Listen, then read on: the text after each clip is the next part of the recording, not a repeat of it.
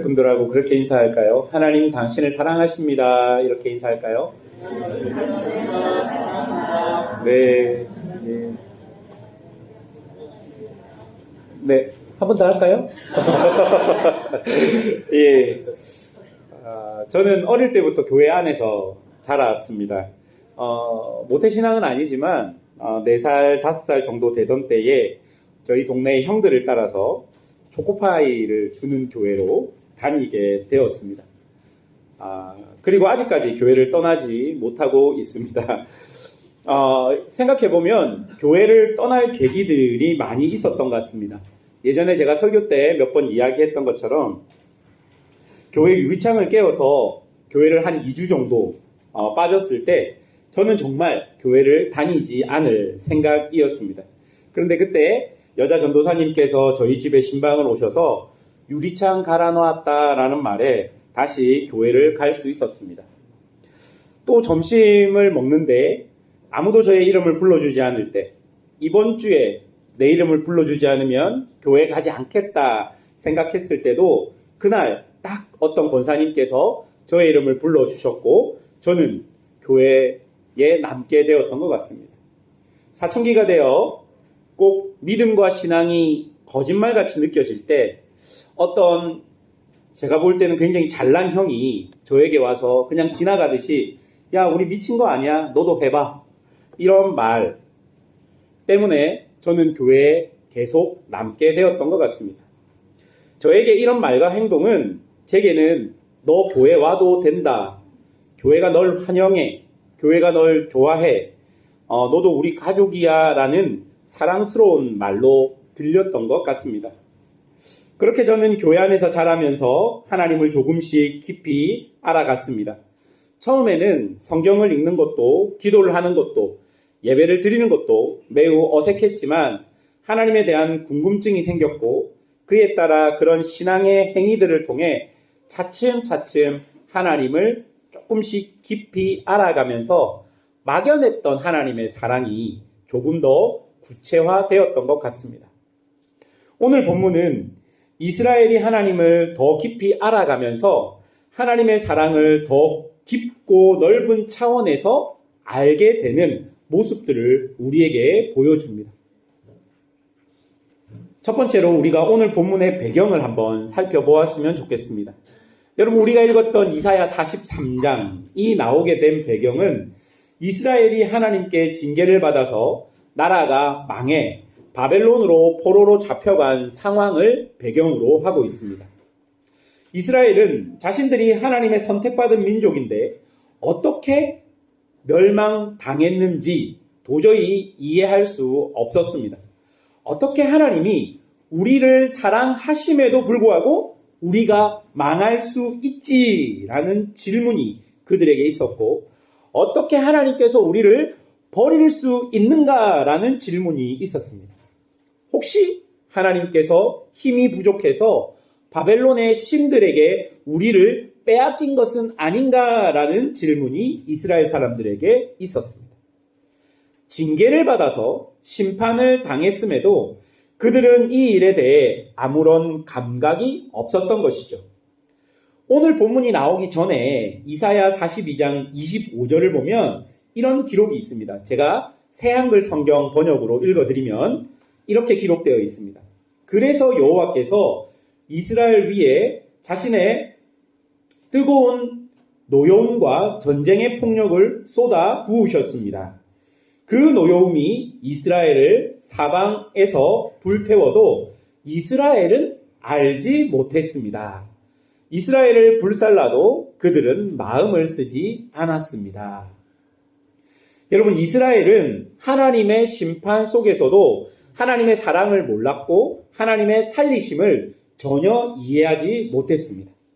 42장 25절에 이스라엘은 알지 못했습니다 라고 이야기하죠. 그리고 그들은 마음도 쓰지 않았습니다 라고 이야기하고 있는 것이죠. 알지도 못했고 전혀 이해하고 싶지도 않았다라는 표현입니다. 오히려 그들은 자신들이 망한 것에 대한 책임을 하나님께 전가하였습니다. 이사야 63장 17절은 이렇게 기록합니다. 여호와여, 어찌하여 우리로 주의 길에서 떠나게 하시며 우리의 마음을 완고하게 하사 주를 경외하지 않게 하시나이까. 여러분, 본인들의 마음이 완고하고 그들이 주의 길을 떠난 책임을 하나님께 전가하는 것이죠. 왜 하나님 우리 마음을 악하게 만드셨어요? 이거 하나님 책임 아닙니까? 이렇게 이야기하는 것입니다. 여러분, 하나님 편에서는 얼마나 답답하겠습니까? 제가 이 본문을 읽으면서 생각났던 저의 경험이 있습니다. 저는 어릴 때 어머님께 맞고 컸습니다. 물론 저희 어머니는 제가 잘못했을 때 훈육 차원에서 매를 드셨습니다. 그리고 제가 중학교에 올라가니까 더 이상 때리시지는 않으셨던 것 같습니다. 그렇게 제가 맞을 때 늘 제 마음에 들었던 생각은 어머니가 날 사랑하지 않으신다는 생각이었습니다. 맞으면서 거의 한 번도 내가 잘못해서 맞는다라는 마음이 사실 들지 않았던 것 같아요. 오히려 이 맞는 것에 대한 억울함과 분노가 더 컸던 것 같습니다. 여러분 어떻습니까? 여러분 부모님들에게 종아리를 맞든지 어디를 이렇게 손바닥을 맞든지 할 때 내가 진짜 죽을 죄인이야. 내가 정말 잘못해서 이렇게 맞는 거구나 라고 생각을 했었습니까? 아니면 나 왜 때려? 막 억울함이 있었습니까?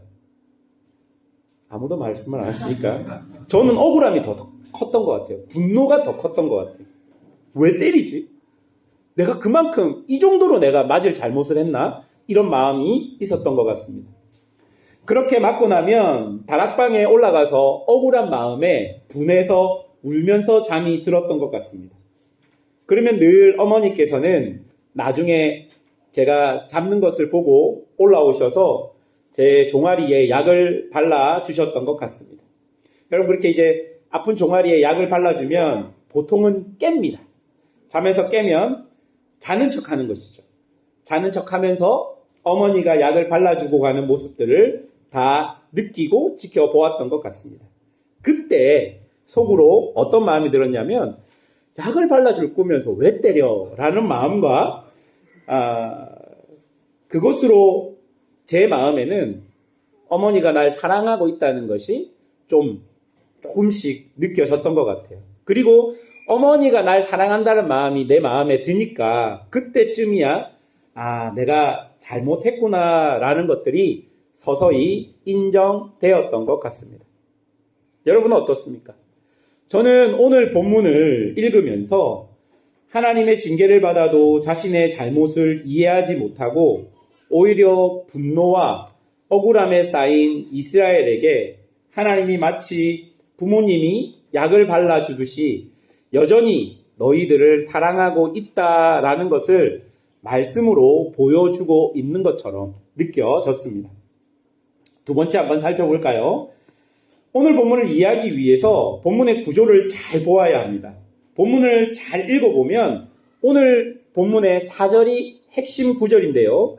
4절 처음 해보십시오. 내가 내 눈에 보배롭고 존귀하며 내가 너를 사랑하였은즉 이라는 내용이 나옵니다. 이 구절이 오늘 본문의 핵심 내용이라고 생각하시면 됩니다.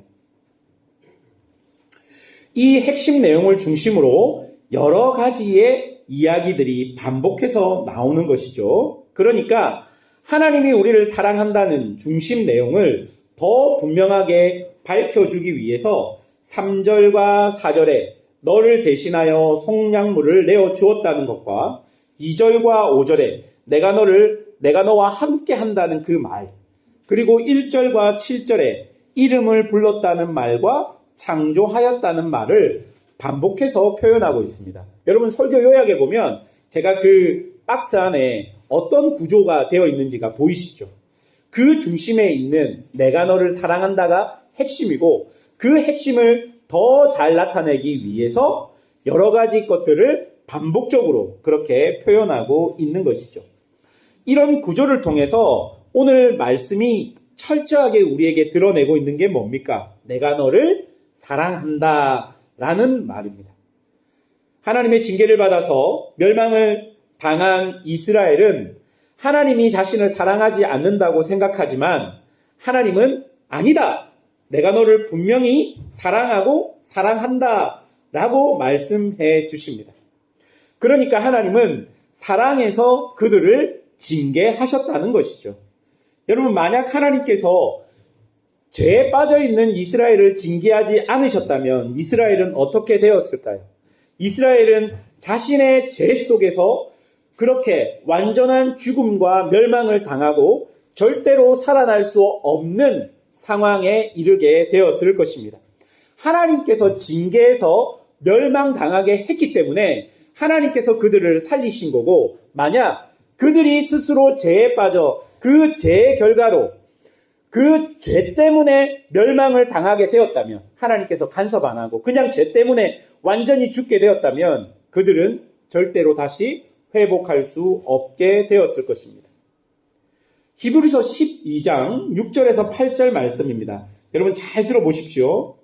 주께서 그 사랑하시는 자를 징계하시고 그가 받아들이시는 아들마다 채찍질 하심이라 하였으니 너희가 참음은 징계를 받기 위함이라. 하나님이 아들과 같이 너희를 대우하시나니 어찌 아버지가 징계하지 않는 아들이 있으리요. 징계는 다 받는 것이거늘 너희에게 없으면 사생자요 친아들이 아니니라. 여러분, 히브리서 12장 말씀은 분명하게 뭐라고 이야기하십니까? 하나님이 우리를 징계하시는 것은 하나님이 아들과 같이 우리를 대우하시기 때문이라고 이야기합니다. 그리고 하나님의 징계가 없으면 뭐라고요? 사생자, 아버지가 없는 존재라고 이야기합니다. 그리고 친아들이 아니라고 히브리서 12장 6절에서 8절이 이야기하고 있는 것입니다. 이런 성경의 말씀을 근거해서 우리가 알 수 있는 건 뭡니까? 하나님의 징계는 우리를 살리시고 하나님의 징계는 우리를 하나님을 닮아가도록 이끈다는 것을 오늘 말씀을 통해 알 수 있는 것입니다. 우리 하나님은 당신의 사람들을 당신의 아들과 같이 친아들같이 사랑하시기에 그들을 징계하시는 거라고 이야기하고 있는 것입니다. 4절에서도 분명히 뭐라고 이야기하냐면요. 내가 너를 사랑한다는 말 앞에 뭐라고 기록되어 있습니까? 보배롭고 존귀하게 여긴다라고 말씀하십니다. 여러분, 보배롭다는 말은 말 그대로요. 귀중하다, 소중하다라는 의미가 있는데요. 특별히 하나님께서 우리를 향해 보배롭다라고 말하는 것은 우리의 가치를 하나님께서 직접 부여하셨다는 것을 강조할 때 쓰는 표현입니다.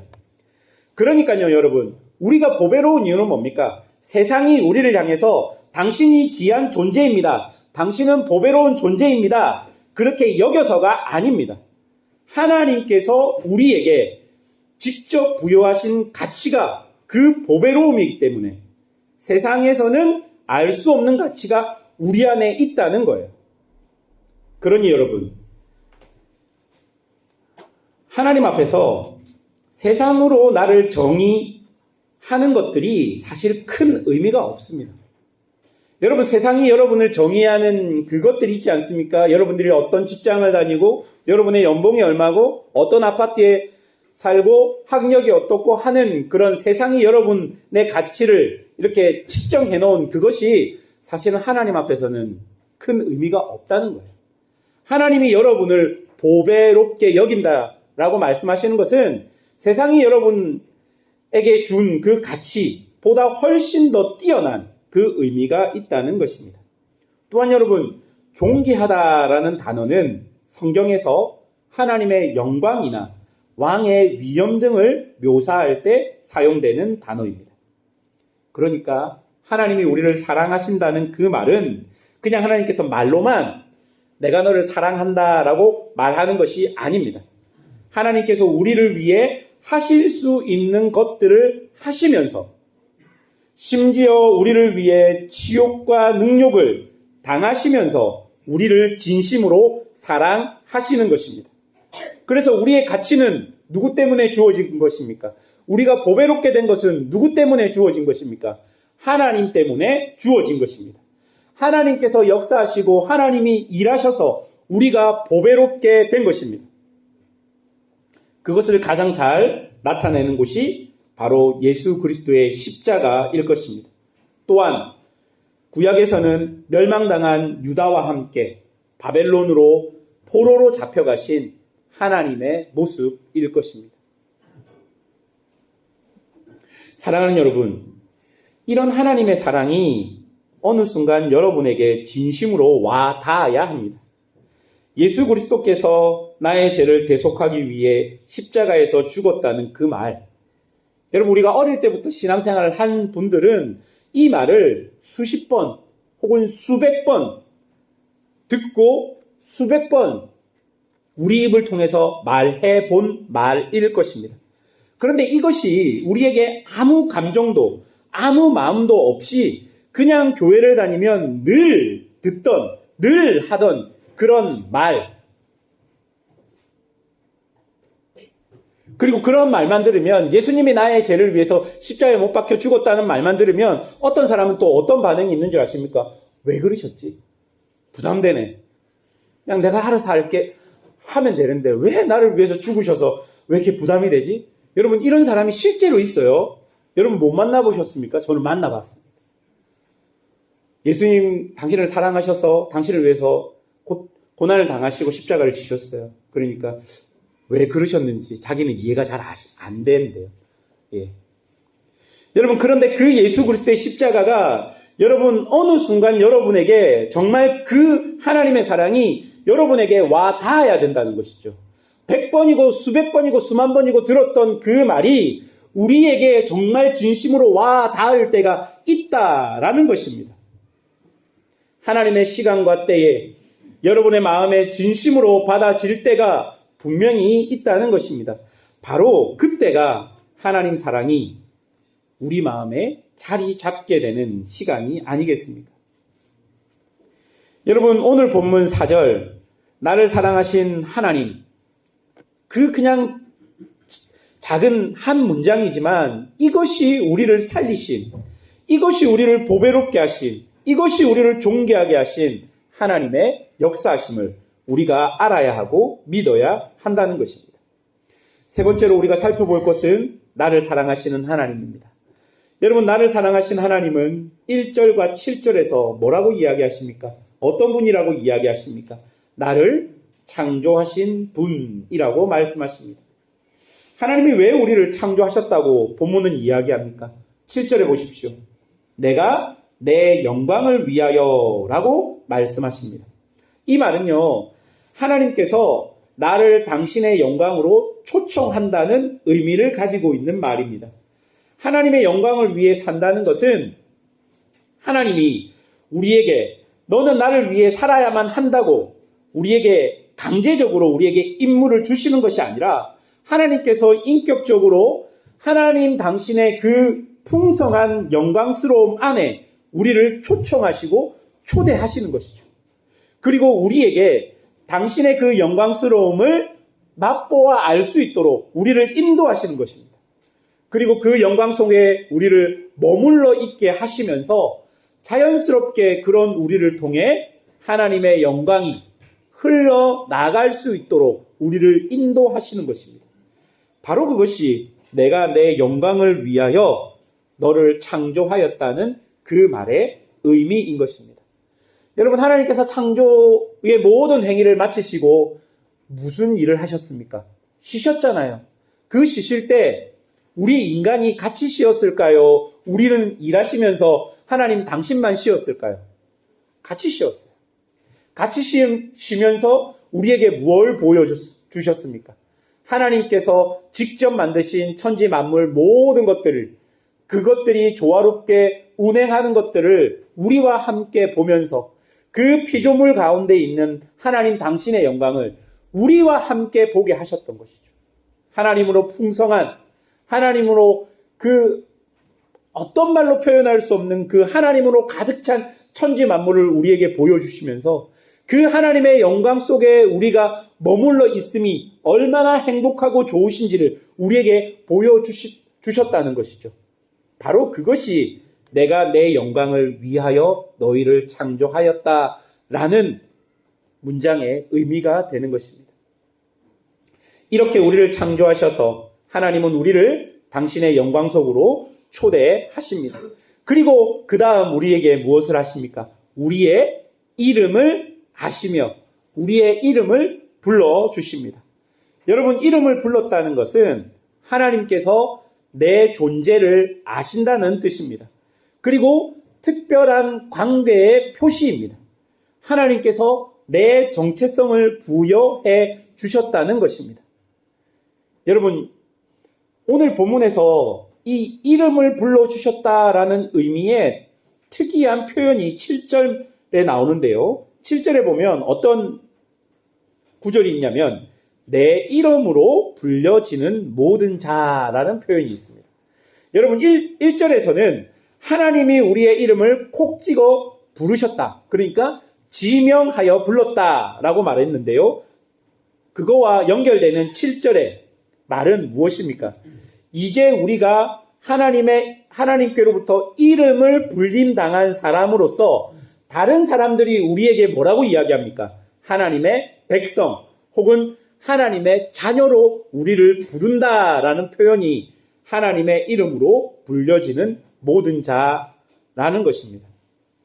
여러분, 원래 이스라엘이라는 이 민족은요, 정확하게 자신들이 누구인지 몰랐던 민족입니다.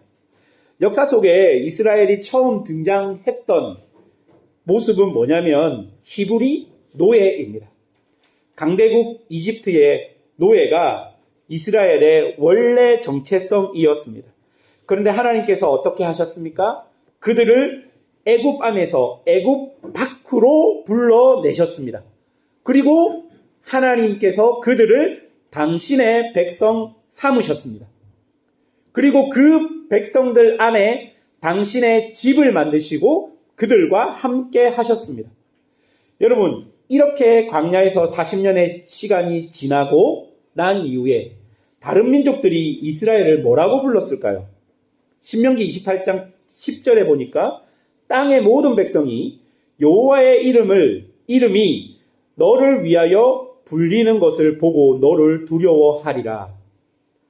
여러분, 우리가 지금 매일 성경, 아침마다 보는 매일 성경의 여호수아서를 보면 이스라엘인데 이 이스라엘을 향해서 다른 민족들이 뭐라고 부릅니까? 하나님과 함께하는 이스라엘이잖아요. 왜 사람들이 이스라엘 보고 겁을 먹습니까? 하나님의 능력으로 홍해를 건넜고 하나님의 능력으로 40년 광야 생활을 하였고 하나님의 능력으로 요단을 건넜고 하나님의 능력으로 여리고를 이겼기 때문이잖아요. 그래서 이제 이스라엘의 정체성이 뭐로 바뀐 것입니까? 하나님과 함께하는 민족, 하나님의 민족, 여호와를 따르는 민족이라고 그들의 정체성이 바뀐 거잖아요. 여러분, 하나님께서 우리의 이름을 부르실 때 우리를 부르셨다는 것은 우리의 정체성을 그렇게 바꾸시겠다는 의미가 포함되어 있는 것입니다. 결국 내가 세상 속에서 하나님을 믿는 그리스도인으로 불려지도록 하나님은 나를 인도하실 것이라는 이야기인 것을 기억해야 할 것입니다. 하나님은 당신의 사랑으로 우리를 그렇게 만들어 가실 것입니다. 여러분의 지금 모습이 부족할 수 있습니다. 마치 이스라엘의 첫 모습처럼 히브리 노예와 같은 모습일 수 있어요. 아무것도 정의 안 되어 있는 모습일 수 있습니다. 하나님이 누군지도 모르는, 여러분, 모세가 처음 여호와를 만났을 때 당신 누구십니까? 하지 않습니까? 똑같은 모습이 지금 우리의 모습이라고 할지라도 하나님께서 우리의 이름을 부르셨다면, 하나님께서 우리와 함께 하시겠다고 하시면 우리는 그 이후에 하나님의 백성이라는 이름이 우리에게 주어지게 된다는 것을 기억해야 할 것입니다. 하나님의 사랑이 우리를 그렇게 만들어 가십니다. 사랑하는 여러분, 하나님은 우리를 사랑하십니다. 그래서 우리를 창조하시고 우리의 이름을 부르셔서 세상 끝날까지 우리와 함께 하실 것이라고 약속하셨습니다. 그러므로 우리는 그 하나님의 사랑을 의지하며 우리에게 주어진 어떤 상황 속에서도 결국 하나님이 이루실 것을 믿으며 두려워하지 말아야 할 것입니다. 여러분이 두려워하지 말라라는 단어가 성경 안에 사용될 때는요, 단순히 어떤 상황 속에서 겁먹지 말라, 용기를 내라 라는 의미보다 어떤 의미가 더 많냐면요, 하나님을 신뢰하라는 의미가 더 큽니다. 성경에서 두려워하지 말라라는 것은 겁먹지 마세요, 그것보다 하나님만 신뢰하세요, 이 의미가 더 크다라는 것입니다. 그러니까 여러 상황 속에서 우리가 무서울 때가 있고 염려나 불안이 우리 안에 있을 수 있습니다. 하지만 하나님만 신뢰한다면 그 상황이 불 속이라도, 그 상황이 물 속이라도 하나님의 사랑이 우리를 붙들고 있다는 것을 여러분 믿으셔야 할 것입니다. 그런 하나님을 전적으로 신뢰하는 마음으로 우리에게 주어진 오늘의 삶, 우리에게 주어진 새날의 삶들을 살아가신다면 하나님의 사랑이 우리를 바꾸어 가실 것입니다. 하나님의 사랑이 우리를 지켜내실 것입니다. 하나님의 사랑이 우리가 우리 되도록 하나님의 은혜가 더 우리를 하나님의 백성답게 만들어가는 그런 은혜들을 경험하게 될 것입니다. 올 한 해도 그런 하나님을 붙드시면서 살아가는 성도들이 되시기를 주님의 이름으로 축원합니다. 함께 기도하겠습니다.